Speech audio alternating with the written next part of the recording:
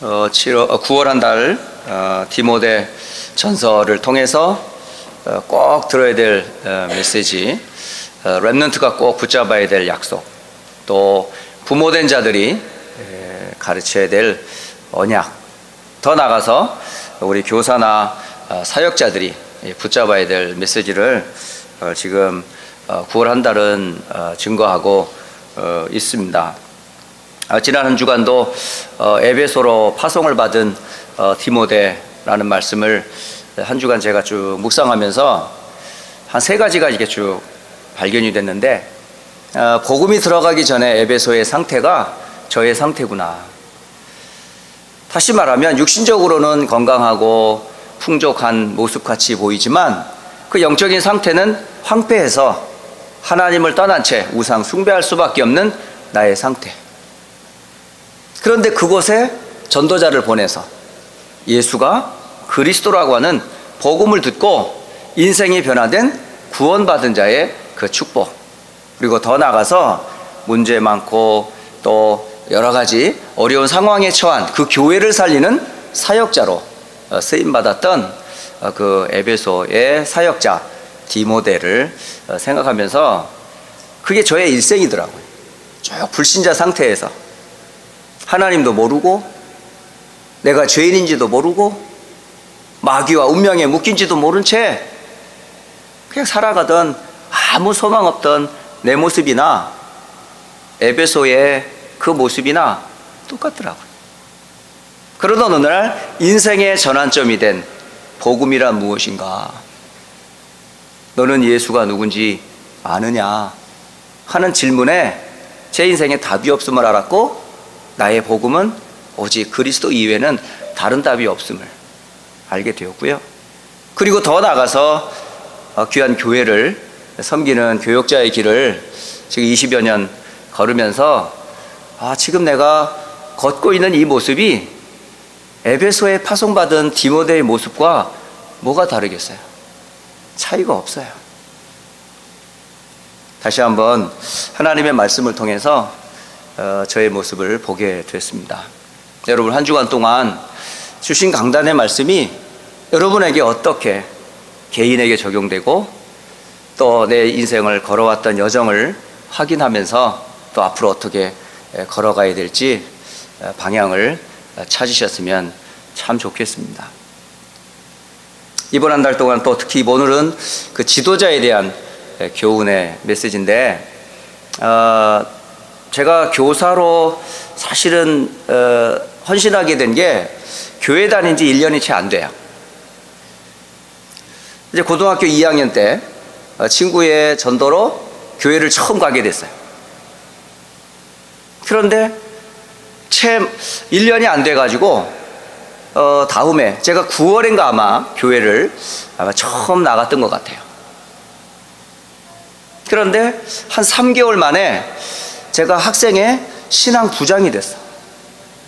아니, 이제 3개월밖에 안 된 애를 신앙부 부장을 만들어 놨다니까. 그래서 제가 뭐 알아야죠. 제일 중요한 신앙이 뭔지도 모르고 그냥 부장을 만들어 놨는데 뭐 어떻게 할 수가 없어요.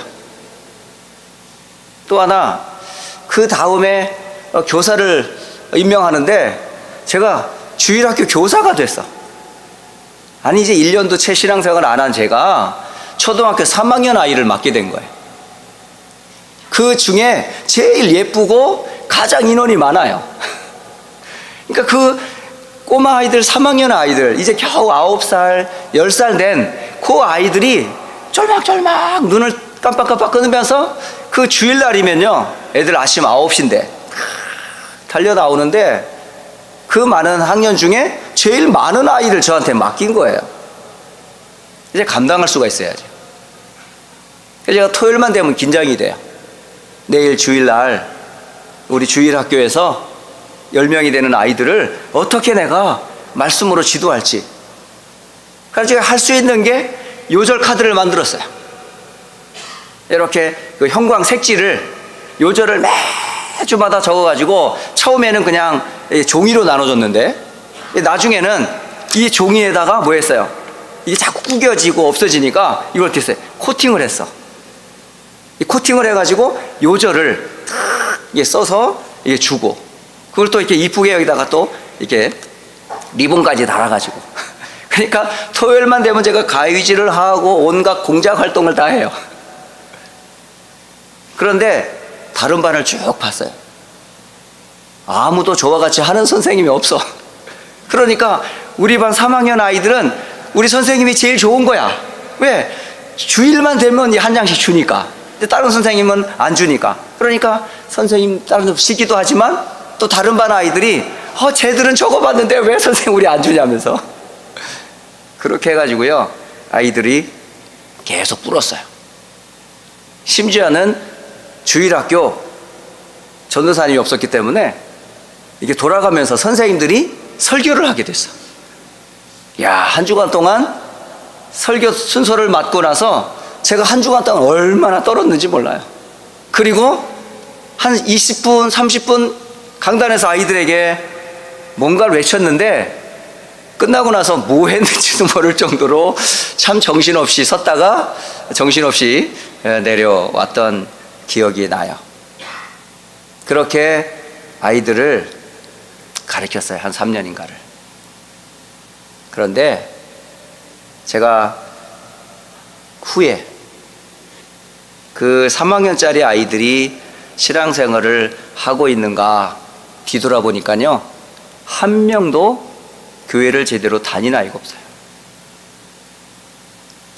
그렇게 열심히 하고 그렇게 아이들에게 사랑과 정성을 다 부으면서 그렇게 헌신했다고 했는데 실제로 아이들이 교회 속에 남아있지 않아.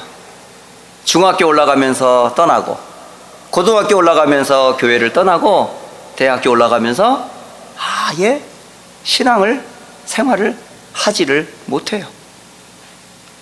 왜 그럴까? 왜 그럴까? 가장 중요한 게 뭐였을까요? 저의 열심, 저의 성실함, 저의 어떤 아이들을 사랑하는 마음? 그게 틀린 건 아니었어요. 그런데 그것보다 앞서야 할 것을 제가 제대로 전하지를 못했던 거예요. 그게 뭘까요? 그게 바로 정확한 복음의 메시지를 전달을 못했던 거예요. 저는 오늘 지도자에 대한 교훈을 말씀으로 전하면서 사역자로선 목사 자신부터 우리 교사분들, 또 사역하시고 각 지역에서 말씀운동 하시는 많은 사역자들이 여러분의 인격도 좋아요. 또 여러 가지 성실함도 좋아요. 다 좋지만 여러분이 놓치지 말아야 될 게 하나 있어요. 그게 뭘까요? 바른 메시지. 혹 여러분의 인격이 조금 모자라도, 혹 지식이 조금 짧아도 여러분이 놓치지 말아야 될 메시지는 정확한 복음을 아이들에게 전해주라는 거예요. 여러분이 잘 아는 무디라는 사람 알잖아요. 배우지도 못하고 가난해서 구두를 수선하는 한 어린 소년이었어요. 그런데 그 어린 소년 무디를 누가 변화시켰어요? 바로 킴벨이라고 하는 주일학교 선생님이 그 아이에게 구원의 복음을 전했고, 그 무디가 변하여 미국과 세계의 전도자로 선 것을 여러분 기억하시잖아요. 그리고 미국 역사의 주일학교 역사상 가장 큰 부흥운동을 했었던 존 워너메이커 같은 이런 평신도예요, 이 사람들이. 그런데 최신부 장관이 되는 것보다 주일날 교회에서 어린아이들을 가르치는 것을 더 기뻐했던 존 워너메이커. 여러분은 어때요? 우리가 정말 교회에서 예배드리는 것과 내게 주신 이 교사의 직분과 말씀 운동하는 사역자로서의 그 자부심과 나의 그 긍지를 가지고 아이들에게 정말 다른 말 아니고 틀린 교훈 아니라 정확한 복음을 말하는 그런 직분을 마쳤다는 사실. 우리가 구원 다음으로 영광스럽게 해야 될 게 뭔지 아세요? 직분이에요, 직분. 교사, 장로, 권사, 집사, 구역장, 사역자, 온갖 교회 안에는 다양한 직분들이 있어요. 그 직분을 가진 자들이 무엇을 먼저 준비해야 될까요? 그게 바로 바른 메시지. 그걸 교리라 그래요. 가장 중요한 메시지가 무엇일까요? 여러분, 이게 정리가 되어 있어야 돼요. 이거는 신앙생활하는 어린아이로부터 목회자에 이르기까지 모든 성도에게 성경을 통해서 하나님은 무엇을 주셨을까? 성경을 통해서 하나님은 우리에게 무엇을 알리기를 원하셨을까? 성경을 공부하라고요? 성경 공부하라고 성경책을 준 게 아니에요. 성경을 통해서 하나님이 알리고자 했던 주제가 딱 하나인데, 그게 뭐예요? 구원이에요, 구원. 다시 말하면 생명 얻으라는 메시지란 말이에요. 그러면 생명 얻는 방법이 뭐예요? 그 방법이 메시아 곧 그리스도란 말이에요. 그러니까 성경 구약과 신약 66권의 성경의 주제, 성경의 메시지, 바로 하나님이 성경을 통해서 알리고자 했던 메시지는 다른 것이 아니고 구원의 메시지란 말이죠.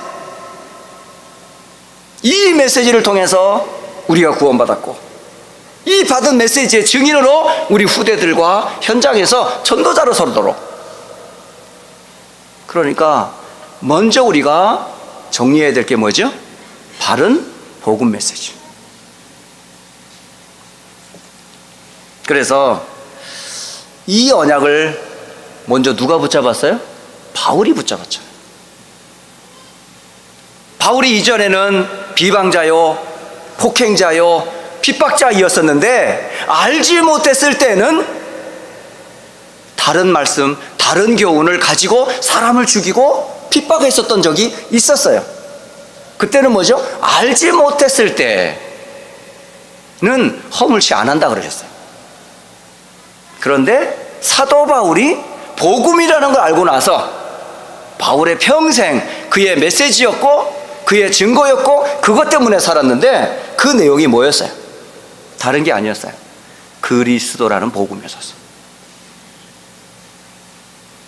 성경 66권의 메인 메시지가 뭐죠? 생명의 메시지, 구원의 메시지. 그 구원의 주제가 누구라고요? 예수가 그리스도다라고 하는 신앙 고백이에요. 이게 우리 후대들에게 전달돼야 돼요. 이게 성도들에게 전달돼야 돼요. 이게 현장의 제자들에게 전달되어져야 돼요. 지난 8월 31일부터 9월 2일까지 파나마에서 중남미 집회가 있었잖아요. 이렇게 바쁜 스케줄 중에 이 모임 가운데 제가 어떤 그 모임을 끝나고 나는데 어디서 유광수 목사님 목소리가 자꾸 들리는 거예요. 이게 무슨 소리지? 하고 저는 집회를 준비하려고 홀에 들어갔었어요. 거기에 많은 사우스 아메리카의 많은 사람들이 집회를 준비하고 있더라고요. 집회는 저녁 7시인데 사람들이 벌써 4시, 5시인데 꽉 차 있어요. 그런데 어디선가 유 목사님 메시지 하는 소리가 들리는 거예요. 이게 뭐지? 하고 제가 그 소리 나는 쪽으로 제가 가봤어요. 가봤는데 큰 홀을 앞에 커튼을 치고 칸막이를 했어요. 이쪽 뒤는 지금 집회에 참석하는 사람들이 앉아있는 웅성웅성하고 있어요.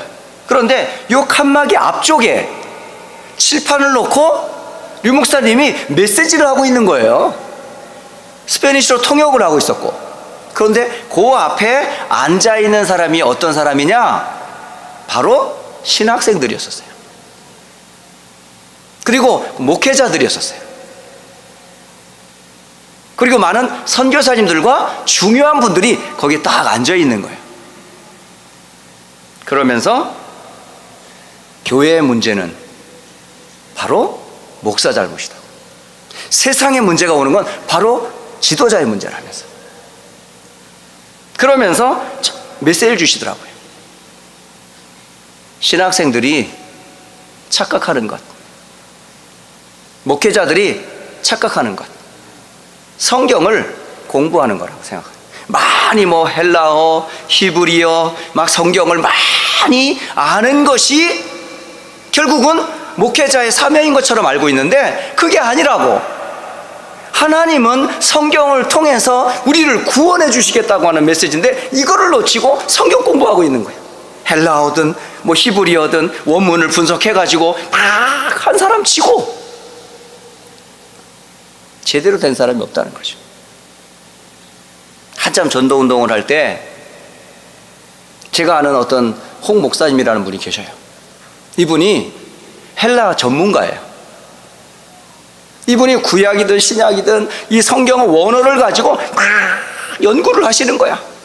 그런데 교회가 안 돼. 그렇게 똑똑하신 분인데 원문 헬라어를 가지고 정통하게 막 풀고 뜻이 어떻고 어떻고 설명을 하는데 교회가 안 되는 거야. 하나님이 성경을 가지고 헬라어 연구하라고 준 게 아니에요. 히브리어 연구하라고 준 게 아니에요. 하나님의 바른 뜻을 찾아 구원의 메시지를 주라고 하는 건데, 생명의 메시지를 전달하라고 하는 건데, 그걸 가지고 헬라어는 어떻고 문법이 어떻고 원문은 이렇다면서 성경은 공부하라고 하는 게 아니에요. 애들도 학교 가기 싫어해요. 하루 좀 쉬었으면 좋겠어요. 지난번에 허리케인 하비 때문에 애들이 막 학교 안 가니까 너무 좋아하더라고요. 요즘에 비가 쭉 내리니까 혹시 학교 안 갈 날이 올지도 모른다면서 기대하고 있는 아이들을 제가 몇 봤거든요. 애들 공부하는 거 싫어해요, 공부하는 학생이. 근데 교회에서도 만약에 성경 공부한다 그러면 여러분 얼마나 머리에 쥐나겠습니까 이게? 여러분 성경 공부하지 마세요. 성경은 무엇을 알려주냐? 구원 얻으라는 생명의 메시지란 말이에요. 그 그리스도로 인하여서 생명을 얻었고 죄에서, 사탄에서, 지옥에서 해방받은 복음을 찾아서 복음을 전하는 여러분이 증인으로서란 말이에요. 그게 메시지예요. 그런데 에베소 교회가 이걸 놓쳐버렸어. 다른 교훈, 다른 율법, 신하와 족보 이런 걸 따지고 끝없는 분쟁과 다툼이 교회 안에서 계속 일어나고 있었다 이 말이에요. 다른 말하면 복음을 전하지 않았다 이 말이에요. 사역자들이 전도 복음 메시지를 전하지 않았다 이 말이에요. 그래서 에베소 교회가 문제가 심했던 거예요. 오늘날 교회의 모습이에요. 그게 복음 말고 다른 걸 자꾸 말하려고 그래. 그런 유혹을 자꾸 느껴요. 유식한 설교, 막 세상적인 그런 정보들을 막 강단에 쏟아부어요. 근데 그게 사람의 귀와 지식을 풍부하게 만드는 것 같지만 그것 가지고는 구원 못 받습니다. 우리 죄 용서 못 받습니다. 운명과 사탄에서 못 벗어납니다. 오직 구원의 메시지는 하나밖에 없어요. 뭐밖에 없어요? 그리스도밖에 없어요. 이 그리스도의 언약을 가진 자들이 누구라고요? 바로 직분 맡은 자더라고요. 교사가 그런 직분을 맡았단 말이에요. 또 구역장과 사역자들과 전도자들이 그 말씀을 딱 받았단 말입니다. 그러니까 여러분이 사역자이기 이전에 먼저 뭐부터 확신해야 돼요? 복음으로 인해서, 그리스도로 인해서 받은 구원. 이 구원의 메시지가 정리되어 있어야 돼요. 그래서 사역자는요 항상 묵상하세요. 뭘 묵상하라고요? 구원의 십자가의 복음을 늘 묵상하세요. 창세기 1장 27절 28절 하나님의 형상으로 지음받고 그 축복 속에 있어야 될 나. 그런데 사탄의 교묘한 속임에 빠져 불신앙에 빠지고 언약을 놓쳐버려 창세기 3장이라고 하는 저주로 인하여 하나님을 떠나버린 나. 그때부터 하나님 아닌 나, 물질, 세상, 성공, 문화 속에 빠져버린 영원한 저주 아래 빠져버린 나. 이 속에서 건진받는 길은 율법도 선행도 종교도 세상 지식과 과학이 아니고 오직 유일한 길 그리스도, 여자의 후손 되시는 그리스도, 희생의 피의 주인공이 되시는 그리스도, 임마누엘의 주인공이 되시는 그리스도, 주는 그리스도시요 살아계신 하나님의 아들이심을 고백한 마태복음 16장 16절에 그 그리스도가 누구라고요? 예수라고요. 그 그리스도로 인하여 구원받은 나. 그러면 구원받은 나이가 이 땅에서 해야 될 최고의 축복이 뭘까요? 전도자로 사는 거고요. 그 복음의 증인으로 사는 거예요. 그게 바로 직분자들이세요. 그게 바로 지도자들이 반드시 간직해야 될 메시지다 이 말이에요. 그래서 요즘 계속 나오는 메시지 흐름이 있어요. 그게 뭐죠? 커버넌트, 비전, 드림, 이미지, 그리고 프랙티스. 요게 언약의 여정을 걸어가는 사역자들이 반드시 정리해야 될 내용들이에요. 성경 66권을 통해서 언약을 정리하세요. 하나님 주신 비전을 정리하세요. 그 안에서 발견된 나의 꿈, 나의 이미지, 나의 실천 따라가셔야 돼요. 다른 거 따라가면 안 됩니다, 여러분. CVDIP라고 하는 이 언약의 여정을 걸어가는 사역자들이 반드시 정리해야 될 메시지, 이거를 디모데에서 찾고, 구약 성경에서 찾고, 일곱 렘넌트에게서 찾고, 심지어 주일 강단에서 이 언약을 계속 여러분이 매 주간마다 이걸 찾아가셔야 돼요. 그게 바른 메시지입니다. 그 내용이 뭘까요? 그게 두 번째, 예배의 주제가 되시는 그리스도입니다. 여러분이 예배할 때에 가장 우리가 소중하게 붙잡아야 될 메시지가 뭐예요? 그리스도라는 언약이에요, 언약. 예배는 곧 뭐죠? 가장 가치 있는 것을 드리는 시간이거든요. 그럼 우리가 하나님 앞에 가장 가치 있게 예배에 성공하는 길이 뭘까요? 그게 바로 제물 되시는 그리스도입니다. 예배 때마다 항상 붙잡아야 될 게 뭐죠? 십자가의 피, 그리스도의 영광을 항상 예배 때마다 놓치시면 안 돼요. 가인이 왜 실패했어요? 이스라엘이 왜 고통을 당했어요? 초대교회와 그 이후에 많은 교회들이 왜 멸망을 당했어요? 하나를 놓쳐서 그래요. 그게 뭐죠? 예배의 주제가 되시고 주인공이 되시는 그리스도를 놓쳤기 때문에 그렇다. 이 해외 선교지에 있는 많은 교회들이 현실의 어려움, 성도들의 많은 생활 속에 많은 어려움들이 있는 걸 알아요. 그렇다 할지라도 진짜 성도들이, 진짜 교회가 해줘야 될 일이 뭘까요? 예배의 주인공이 되시는 그리스도를 반드시 항상 전해야 돼요. 그게 성도들에게는 힘이고 소망이니까. 그래서 오늘 중요한 세 요절이 나옵니다. 오늘 예배에서 꼭 붙잡아야 될 세 가지 요절, 그게 바로 디모데 전서 2장 4절. 굉장히 유명한 요절입니다. 이게 어떤 내용인지 아세요? 하나님은 모든 사람이 구원을 받으며 진리를 아는 데 이르기를 원하시느니라. 하나님이 원하는 것은 구원이에요. 어디서? 창세기 3장의 죄에서, 사탄에서, 영원한 죽음과 지옥에서 구원 얻기를 하나님은 간절히 소원한단 말이에요. 심지어 에스겔 33장 11절에 바로 하나님이 말씀하신 메시지예요. 하나님이 맹세하기를, 나의 삶을 두고 맹세하노니 나는 악인이 죽는 것을 기뻐하지 아니하고 악인이 그 길에서 돌이켜 떠나 사는 것을 기뻐하느니라. 심지어는 악인조차도 멸망하지 않기를 원하시는 분이 하나님이세요. 그러니까 모든 사람이 죄와 사망의 법에서 해방되기를 원하시는 분이 누군지 아세요? 하나님이에요. 베드로는 그것을 베드로후서 3장 9절에 이렇게 표현해요. 오직 주께서는 너희를 대하여 오래 참으사 아무도 멸망하지 아니하고 다 회개하기를 원하느니라, 이렇게 돼 있어요. 아무도 멸망하기를 하나님 원하지 않아요. 그래서 모든 사람은 죄인이고 모든 사람은 죄에서 용서받을 그리스도가 필요한 거예요. 그게 하나님의 사랑이에요, 사랑. 예배 때마다 이 그리스도의 복음이 우리들에게 전달돼야 되고 이걸 붙잡고 우리 살아가는 거예요. 또 두 번째 구절이 있는데 그 구원의 주인공이 누구시냐? 그게 바로 디모데전서 2장 5절 말씀입니다. 2장 5절에 이렇게 되어 있잖아요. 하나님은 한 분이시요 또 하나님과 사람 사이의 중보자도 한 분이시니 곧 사람이신 그리스도 예수니라. 이렇게 되어 있어요.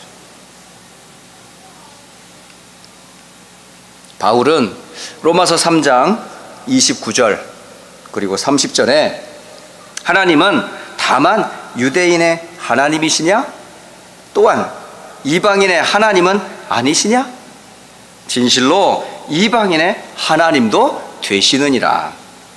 할례자도 믿음으로 말미암아 또한 무할례자도 믿음으로 말미암아 의롭다 하심을 하실 하나님은 한 분이시니라. 이렇게 돼 있어요.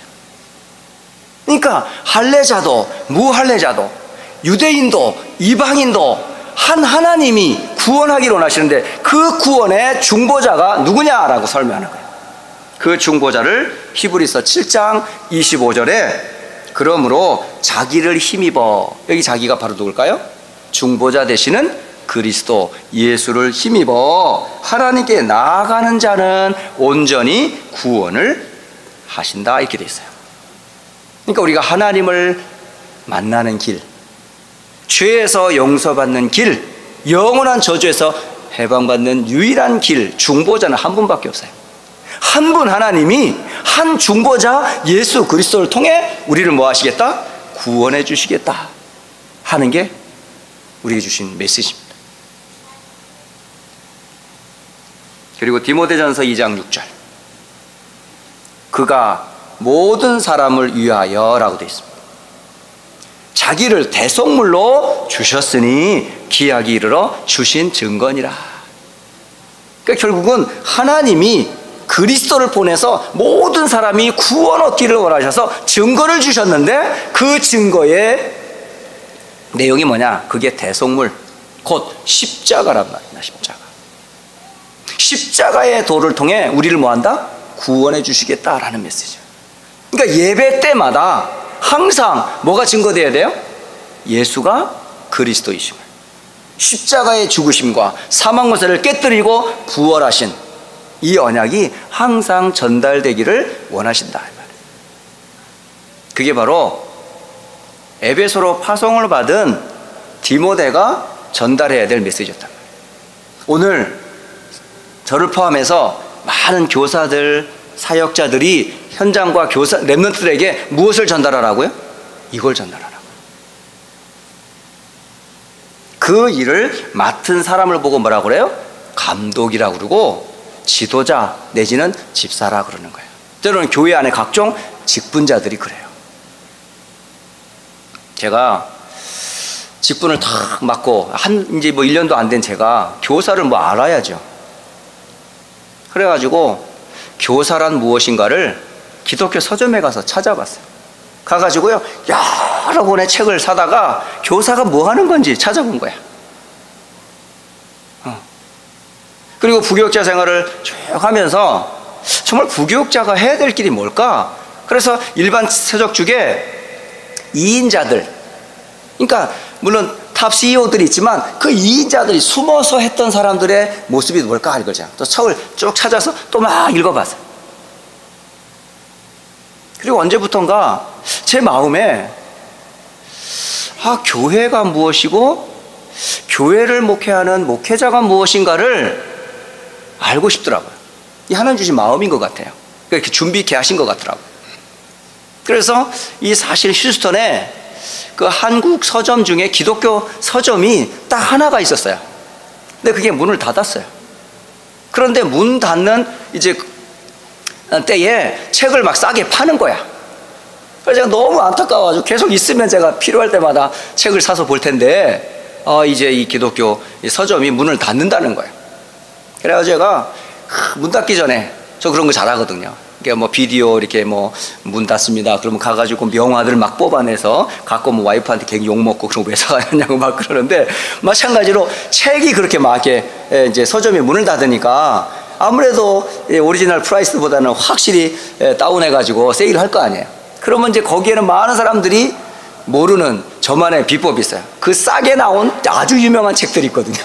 그걸 이제 골라가지고 이제 사는데, 쭉 책을 보는데 거기에 무슨 책이 나오냐면 참 목자상이라고 하는 책이 나와 있어요. 이게 뭐지? 하고 제가 이제 목사가 뭔지, 목회자가 뭔지, 교회를 사역하는 사역자가 무엇인지를 좀 뭔가 이제 선배들의 글을 통해서 알아야 되잖아요. 그래서 제가 그 참 목자상을 쭉 읽어봤어요. 웬걸? 이게 제가 봐야 될 책인 거예요. 목회자가 되기 전에 반드시 알아야 될 책, 그리고 내용들이 쫙 정리되어 있어요. 그 요절이 뭔지 아세요? 그게 사도행전 20장 28절을 근거로 해서 쓴 책입니다. 사역자는 이걸 가지고 있으셔야 돼요. 사도 바울이 에베소 사역을 마치고 돌아가는 중에 에베소의 장로들을 불러다가 마지막 고별 설교한 내용이 바로 그 참 목자상에 나와 있는 요절입니다. 그 요절이 바로 사도행전 20장 28절입니다. 제가 사역하신 우리 교사들이나 우리 사역자들이요, 꼭 보세요. 바울이 어떻게 사역을 했는지, 어떤 자세로 어떤 메시지를 어떻게 전달했는지, 그 내용이 사도행전 20장 17절로 35절에 있어요. 그래서 특히 사역자들은요, 사도행전 20장 17절로 35절은 계속 한 주간 묵상하세요. 바울이 어떤 자세로 사역을 했으며, 심지어는 죽음이 앞에 놓여 있음에도 불구하고 죽음을 두려워하지 아니하고 예루살렘에 가면 묶인다는 걸 알았음에도 불구하고 나의 달려갈 길과 이 주 예수께 받은 사명을 증거하는 일에는 나의 생명도 조금도 아까워하지 않는다. 그만큼 사명이 중요했던 거예요. 복음과 함께 내게 주신 직분이 얼마나 소중한지, 여러분의 직분과 사명은 목숨 걸고 해도 충분한 가치가 있는 사역이라니까요. 복음 때문에 여러분이 목숨을 잃어버린다면 하나님이 영광을 받으신다니까요.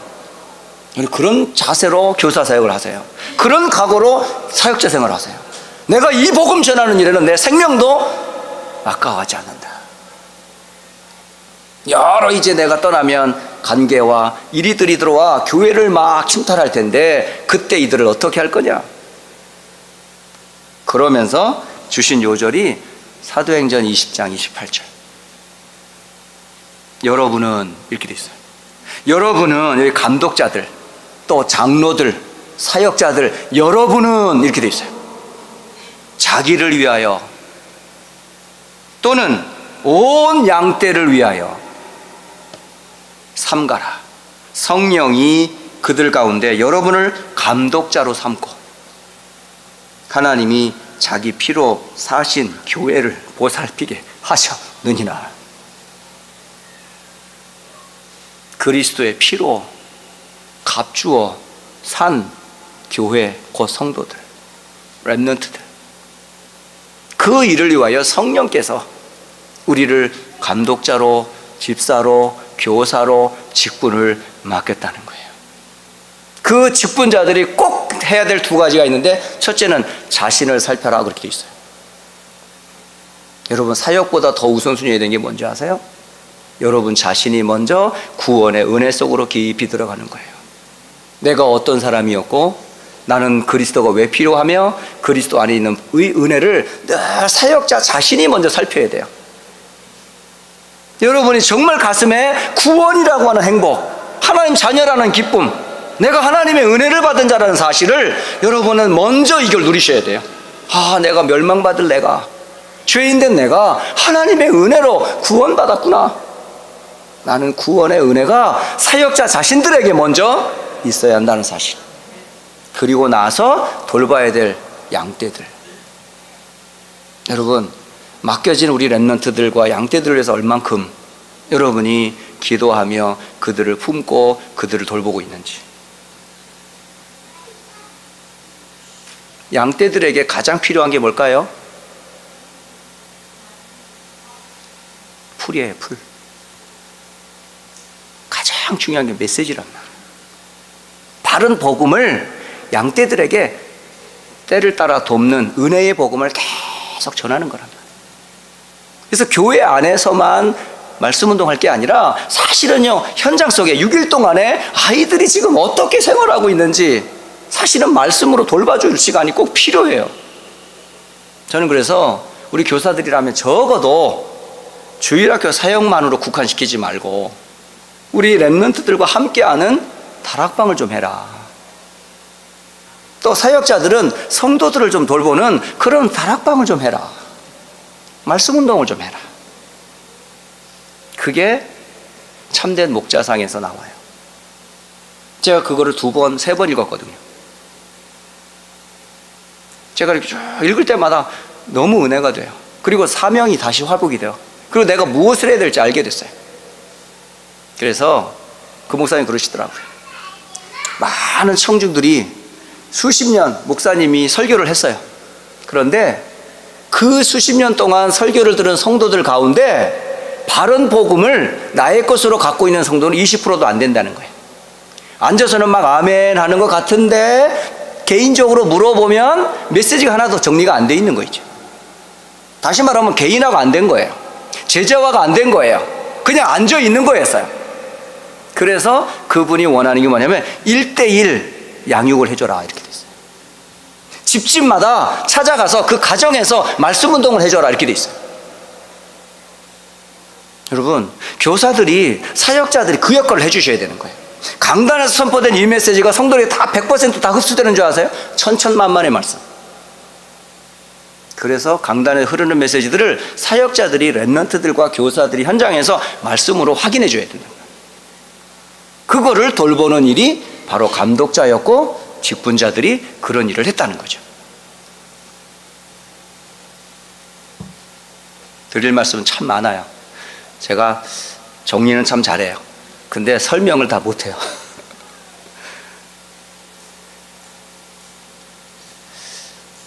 디모데전서 1장과 2장과 3장 보면서 참 정확한 복음 메시지, 그리고 항상 붙잡아야 될 메시지, 예배와 그 내용들, 그리고 감독자들, 꼭 지도자들이 갖춰야 될 덕목들, 그게요 1, 2, 3장에 잘 정리되어 있어요.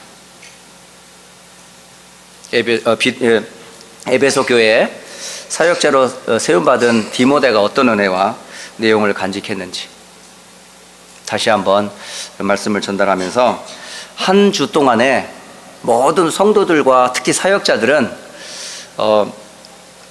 사도행전 20장 17절로 35절을 깊이 묵상하는 그런 은혜를 결론으로 드리겠습니다. 기도합니다. 살아계신 하나님 아버지, 우리를 구원하심이고 또 가장 소중한 직분, 귀한 사역을 감당할 수 있는 일을 맡기시니 참 감사합니다. 이 일의 목사로, 또 교사로, 구역장으로, 또 각종 사역자로 하나님 세워주신 것 다시 한번 감사를 드립니다. 정말 이 사역 잘 감당할 수 있도록 주께서 날마다 새 은혜를 더하셔서 우리 양떼들을 잘 돌보게 하시고 우리 자라나는 렘넌트들을 말씀으로 잘 양육할 수 있도록 우리에게 성령의 충만함과 오력을 덧입혀 주옵소서. 주 예수 그리스도의 이름으로 기도합니다.